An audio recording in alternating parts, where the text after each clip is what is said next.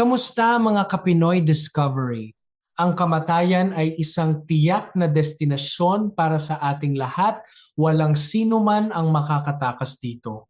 Ngunit naisip niyo na ba kung paano ang huling hininga ng isang tao ay maaaring maging isang napakalagim na bangungot na higit pa sa pinaka nakakatakot na pelikulang horror na inyong napanood? Sa mahabang kasaysayan ng sangkatauhan, may mga pagkakataon kung saan ang kamatayan ay hindi naging isang mabilis na paglaya o payapang pagtulog, kundi isang napakahabang pagdurusa na sumubok sa hangganan ng katawan ng tao. Handa na ba kayong tuklasin ang mga kwentong ito? Mula sa mga malulupit at madugong parusa noong panahon ng Middle Ages na puno ng paghihiganti, hanggang sa mga hindi sinasadyang ngunit nakakikilabot na aksidente ng makabagong agham, ang ating kasaysayan ay puno ng mga ebidensya ng matinding sakit. Bilang inyong curiosity expert, dadalhin ko kayo sa isang malalim na paglalakbay sa nakaraan. Susuriin natin ang 11 kaso kung saan tila nakalimutan ni kamatayan ang kanyang awa. Babala lamang. Ang mga detaling ating pag-uusapan ay maaaring hindi angkop sa mga may mahinang sikmura. Tuklasin natin ang mga pinaka nakakabahalang katapusan sa kasaysayan.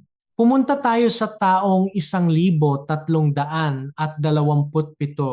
Si Haring Edward II ng Inglaterra ay nakaranas ng isang napakalagim na kapalaran. Matapos siyang patalsikin sa trono ng kanyang sariling asawa at ng kalaguyo nito, siya ay kinulong sa madilim at malamig na Berkeley Castle. Ang mga bumihag sa kanya ay nais siyang patayin, ngunit mayroon silang isang malaking problema. Hindi sila maaaring mag-iwan ng anumang panlabas na marka o pasa sa kanyang katawan upang isipin ng publiko na natural ang kanyang pagkamatay. Paano mo papatayin ang isang hari ng walang bakas sa balat? Ang sagot ng kanyang mga kaaway ay isang napaka-brutal na imbensyon. Gumamit sila ng isang guwang na sungay ng hayop at ipinasok ito sa kanyang likuran. Pagkatapos, isang mahaba at nagbabagang bakal na pinainit sa apoy ang idinaan sa loob ng sungay na ito.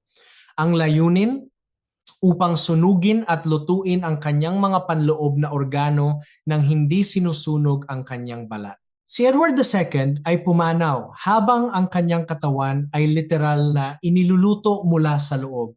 Isang uri ng kamatayan na nag-iwan ng panlabas na anyo na tila walang galos. Isang napaka-perpektong kasinungalingan ng kasaysayan. Lumipat naman tayo sa unang siglo sa kwento ni San Simon Zilot, isa sa 12 apostol ni Hesukristo. Ginugol niya ang kanyang buong buhay sa pagpapalaganap ng kanyang pananampalataya sa iba't ibang panig ng mundo. Ngunit nang makarating siya sa Persia, ang kanyang masidhing dedikasyon ay nagdulot ng matinding galit sa mga namumuno roon. Sa halip na bigyan siya ng isang mabilis at malinis na kamatayan, napagpasyahan ng mga awtoridad na gawin siyang isang halimbawa upang takutin ang iba. Ang pamamaraang ginamit sa kanya ay walang awa. Pinagpasyahan nilang hatiin ang kanyang katawan gamit ang isang lagari. Hindi ito isang matalim na lagari kundi isang mapurol at magaspang na kasangkapan na karaniwang ginagamit lamang sa pagputol ng matitigas na kahoy. Ayon sa mga tala, sinimulan nila ang paglagari mula sa kanyang singit paitaas. Dahil hindi agad tinamaan ang kanyang mga pangunahing organo, nanatiling gising at may malay si Simon habang pinupunit ng mapurol na bakal ang bawat laman at ugat niya hanggang sa tuluyang umabot ang lagari sa kanyang dibdib.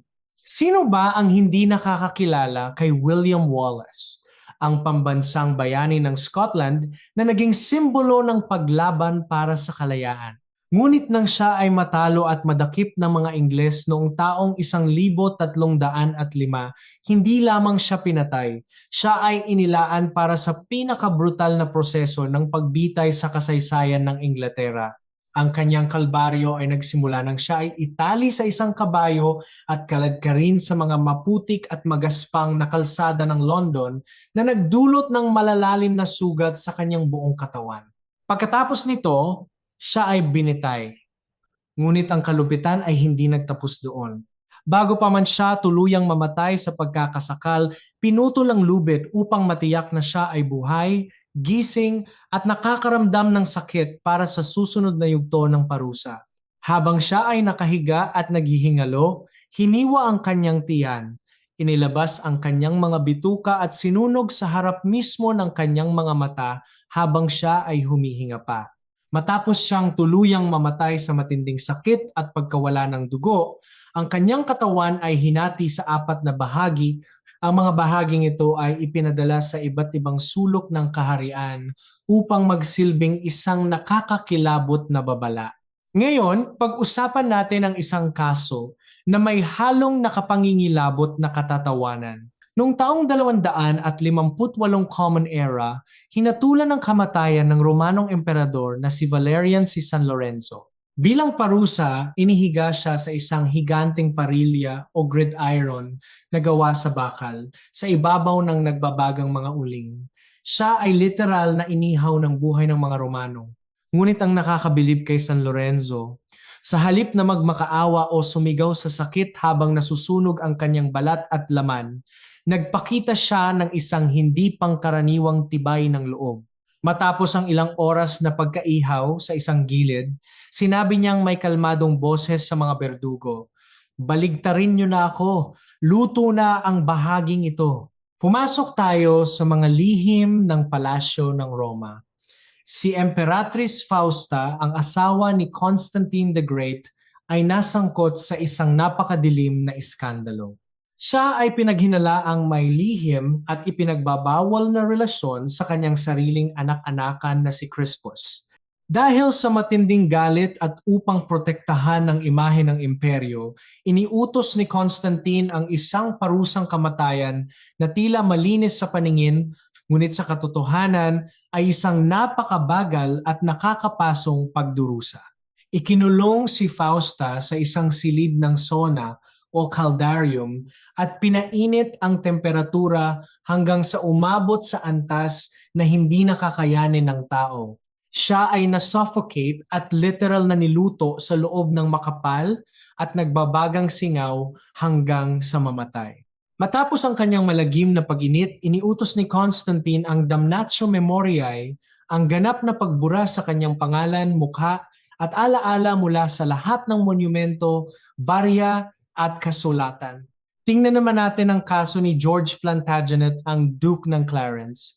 Siya ay may reputasyon sa pagiging taksil matapos niyang pagtaksilan ang kanyang sariling kapatid na si Haring Edward IV ng ilang beses. Dahil sa kanyang patuloy na pagre-rebelde, siya ay nahatulan ng kamatayan ng lihim noong taong 1478. Ngunit hindi tulad ng mga pangkaraniwang parusa tulad ng pagpugot ng ulo, ang kanyang kamatayan ay may halong karangyaan. Ayon sa mga alamat, pinili ni George na malunod sa isang higanteng bariles ng alak na Malmsey, ang kanyang paboritong matamis na alak. Isipin ninyo ang pakiramdam. Ang inyong mga baga ay unti-unting napupuno ng alak sa halip na hangin. Ang matapang na amoy at hapdi ng alkohol ay pumapasok sa inyong ilong at mga mata habang kayo ay nagpupumiglas sa ilalim ng matamis, ngunit nakakamatay na likido. Ito ay isang kakaibang kabalingtunaan.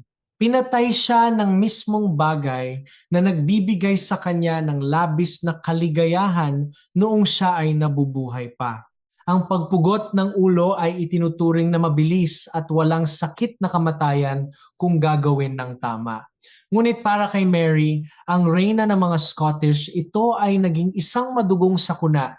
Matapos ang 11 na taong pagkakakulong sa ilalim ng utos ng kanyang pinsan na si Queen Elizabeth I, humarap si Mary sa berdugo ng may dignidad at tapang noong taong 1587. Nakasuot siya ng pulang damit na sumisimbolo sa pagkamartir. Inaasahan niya ang isang mabilis na pagtatapos, ngunit iba ang nangyari. Dahil sa kaba o kakulangan sa karanasan, sumablay ang berdugo. Ang unang hampas ng palakol ay hindi tumama sa kanyang leeg, kundi bumaon sa likod ng kanyang ulo, na nagdulot ng labis na sakit ngunit hindi siya pinatay. Ang pangalawang hampas ay tumama sa kanyang leeg, ngunit hindi sapat ang lakas upang putulin ito ng buo. Nanatiling nakakabit ang kanyang ulo sa pamamagitan ng mga litid at balat. Ang mga manonood ay natigilan sa nakakikilabot na eksena ng isang reyna na naghihirap sa kamay ng isang walang kakayahang berdugo. Kinailangan pa ng ikatlong hampas at pagkatapos ay ginamit ng berdugo ang kanyang kutsilyo upang tuluyang hiwain ang natitirang laman at ihiwalay ang ulo sa katawan. Nang itaas ng berdugo ang kanyang ulo upang ipakita sa madla, nahulog ang ulo dahil hawak niya lamang ito sa peluka at gumulong ang pugot na ulo ni Mary sa sahig.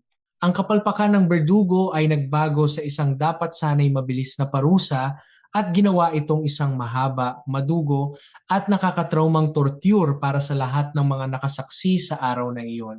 Mula sa mga palakol at espada, dumako tayo sa makabagong panahon. Si William Kemmler ang unang tao sa kasaysayan ng mundo na binitay gamit ang silyang de kuryente noong taong 1890. Ipinangako ng mga siyentipiko na ang imbensyong ito ay magiging isang makatao, mabilis, at walang sakit na pamamaraan kumpara sa pagbibitay. Ginamit nila ang kuryente bilang instrumento ng hustisya. Ngunit ang unang pagsubok sa teknolohiyang ito ay hindi naging makatao. Ito ay naging isang kakilakilabot na trahedya sa agham. Nang buhayin ng makina, ang unang daloy ng kuryente ay tumagal ng 17 segundo. Ngunit nang suriin siya ng mga doktor, laking gulat nila nang makitang si Kemmler ay humihinga pa rin at umuungol sa sobrang sakit. Dahil sa pag-aapura at pagpanik, nagmamadaling kinarga muli ng mga tauhan ang makina para sa pangalawang pagsubok habang ang biktima ay nakatali pa rin, sunog ang balat at ganap na nagdurusa. Ang pangakong makataong kamatayan ay naging isang matinding kasinungalingan. Ang pangalawang pagdaloy ng kuryente ay ginawang mas malakas. Sa pagkakataong ito, pumutok ang mga ugat ni Kemmler. Ang kanyang laman at buhok ay literal na nagliyab at umusok na nagpuno sa buong silid ng masangsang na amoy ng nasusunog na tao.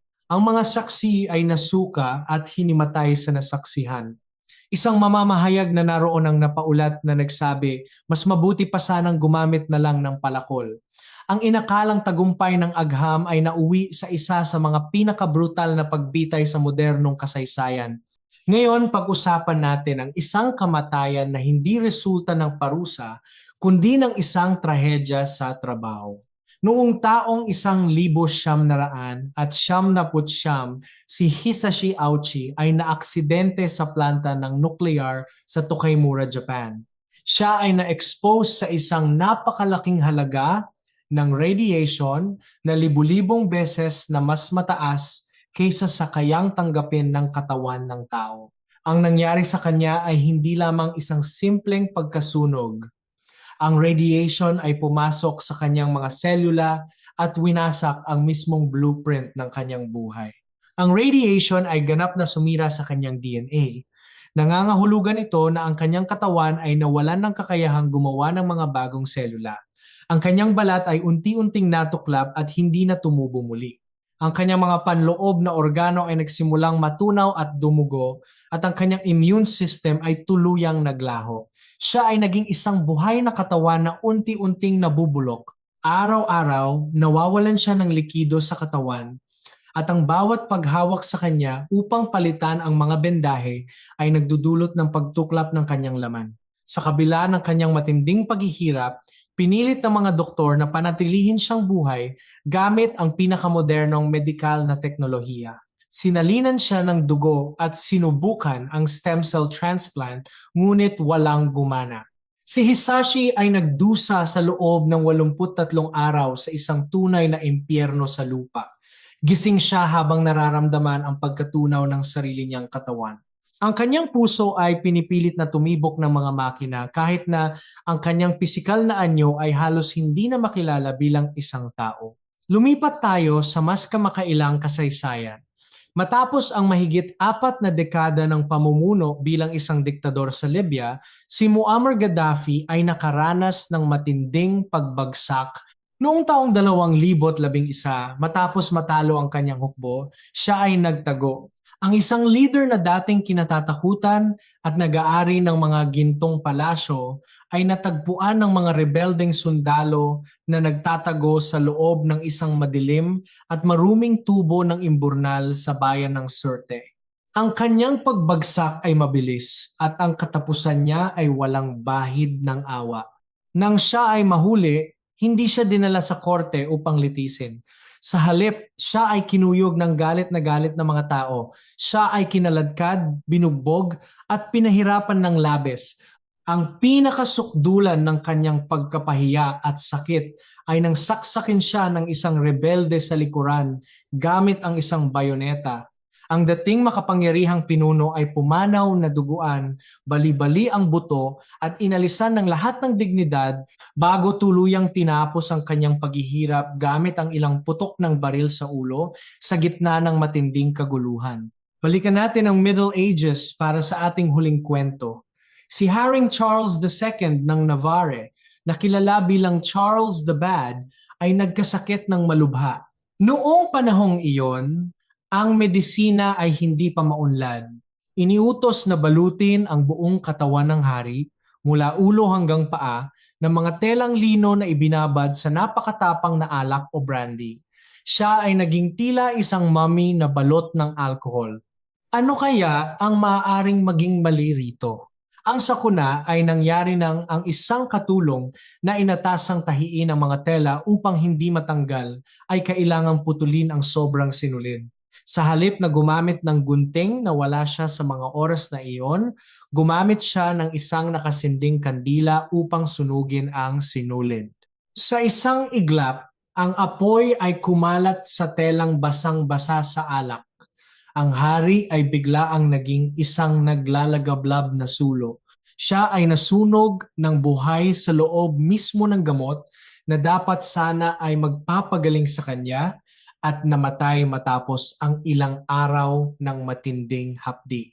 Mga ka-discovery, ang mga kwentong ito ay hindi lamang mga nakakakilabot na tala sa mga lumang libro. Sila ay mga malinaw na patunay ng kakayahan ng tao na maging malupit sa kanyang kapwa, pati na rin ang panganib ng kakulangan sa kaalaman at ang mga hindi inaasahang biro ng tadhana.